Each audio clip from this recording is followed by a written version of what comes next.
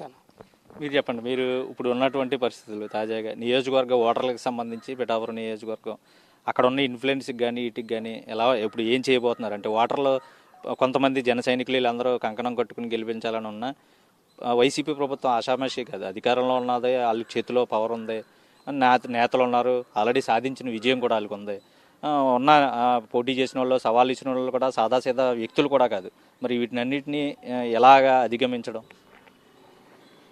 వాళ్ళకి ఎంత అధికారం ఉన్నా, ఎంత డబ్బు ఉన్నా, ఎంత మద్యం ఉన్నా, ఎంత రవిడేజం చేయగల సత్తా ఉన్నా సరే, పవన్ కళ్యాణ్ గారు నేను పిఠాపురం నుంచి పోటీ చేస్తాను అనగానే ప్రతి ఒక్క రెడ్డి పంచులు తడిసిపోయిన, ప్రతి ఒక్క వైసీపీ నాయకుడు పంచులు తడిసిపోయిన రోజు ఈ రోజుని. నిన్నటి వరకు కూడా పరుగులేటేశారు, ఈయన ఎక్కడ పోటీ చేస్తాడు, ఎక్కడ పోటీ చేస్తాడని. పవన్ కళ్యాణ్ గారు ఎప్పుడైతే పిఠాపురాన్ని పోటీ చేస్తానన్నారో మొత్తం ఈ వైసీపీ ప్రభుత్వానికి చెమటలు ఎట్టేసినాయి. ఎంతోమంది దింపారు.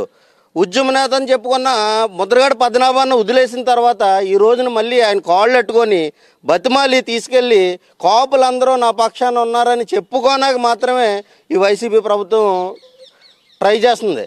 కానీ ఎప్పుడైతే పవన్ కళ్యాణ్ గారు ఇక్కడ పోటీ చేస్తానని చెప్పారో ప్రజలందరూ, పిఠాపురం ప్రజలందరూ సిద్ధమైపోయారు. ఆయనకే పట్టం కట్టినాకే 1,00,000 ఓట్ల మెజారిటీతో నగ్గించుకోనాకే పిఠాపురం ప్రజలందరూ రెడీగా ఉన్నాం. పని చేయడానికి రాష్ట్రంలో నాయకులందరూ రెడీగా ఉన్నారు. చంద్రశేఖర్ రెడ్డి ఆ రోజు చెప్పాడు ఏమని, నేను ఇన్ఛార్జిగా తీసుకొని పవన్ కళ్యాణ్ ఎక్కడ పోటీ చేస్తానన్నా ఓడింతానని చెప్పాడు. ఈ రోజున ఏమైపోయింది ఆయన మాటలో? ఈరోజు నీకు టికెట్ ఇవ్వనాకే నువ్వు రాత్రి పగలు జగన్ రెడ్డి దగ్గర వీళ్ళ ఆఫీస్ దగ్గర దిగే పరిస్థితి వచ్చింది.